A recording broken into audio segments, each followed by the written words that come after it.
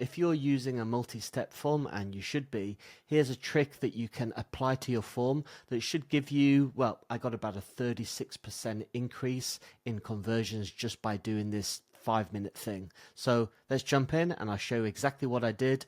Try it out. Now, when it comes to multi-step form structure, we always advocate starting off with a series of questions, what we call the engagement layer, just to sort of warm the prospect up before you ask for the contact details at the end. The contact details always comes at the end. Now, what often happens is when we're designing this step, we just kind of put in all the details in one step. So here, name, email, phone. And we've found that actually that's the big no-no. And a much better way of doing it is to do this. So you actually break down the contact details into two, right? So instead of name, email, phone on one step, you split it out into two. The first one being name, the second one being email and phone, right? I'll show you an example in a minute of what that looks like in practice. Now, I've also added this personalization because this is something that we added into these two steps, which has made a difference as well. Okay, so let's have a look at a specific example. Now, this is what our one step form like that, what it looked like, right? So it's basically, please fill in your details so we can reach you: first name, last name, company name, email, and phone number. And obviously submit. So this was still converting at 14.5%. So this was good, right? This was still way better than traditional forms. But we thought, well, hang on a minute. This is sort of going against the whole ethos of the multi-step form. You know, we're asking a question at a time, and then suddenly we hit users with like 5 things to fill out. So we thought, okay, let's mix it up a bit. And this is what we did. We broke it down like this, right? So the first one is, remember, name. So please enter your details, right? So I've filled my name in here, Jed, first name, Richardson, last name, and then company name, right? And then they fill that in and hit continue. And then the form dynamically takes your first name and puts it in the title there, which is really nice. And that's the personalization I was talking about. So thank you, Jed. How shall we contact you? And then email and phone, right?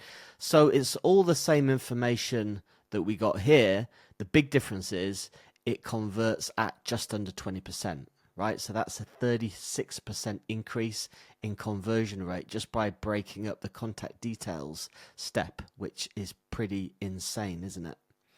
Now, the tool we use for basically building these forms, and also in this case we ran an A/B test.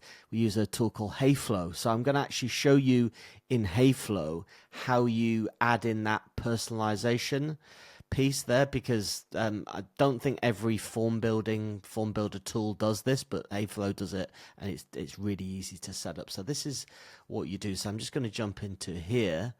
And you see this is the 2-step here. So please enter your details and then thank you. Now you see where it says F name there. So this is how it works. So on this step here, what you need to do is you need to, on the left hand side here, where you've got the first name is here. When you click into labels, what you have to do is where it says variable, you've got to add F name, right? I mean, that you can put whatever you name, whatever word you want in there, but I've just put F name for first name, right? So you put that in there. So that basically that input field has that variable attached to it. Bear with me. And then that means that when you get to the second step, now you can basically say thank you, and then you call out that variable there, just by putting an @ symbol and then whatever word you put in, right? And that basically the system knows what you're talking about and puts in whatever name appears there, appears in the title here. And it's simple as that, right? It's a really neat little addition that I think has helped with conversions big time. Now, we haven't split out the test. So was this increase because of the two-step, or was it because of the personalization? Not sure, but you can't do the personalization without breaking it into two, because when you just do it on like one step like that, you can't personalize it because you're just asking for the details at this step, right? But you can when you break it up like this. So that's what we found, just under 20%, increasing conversions by a simple change. If you use Hayflow, definitely go in and do this. I advise run it as an A/B test for sure, because then you get the data. But if you don't have the A/B testing functionality, because I know that is on a slightly more expensive plan, then I just go in and make the change, and you should see your conversion rate go up. So try it and let me know.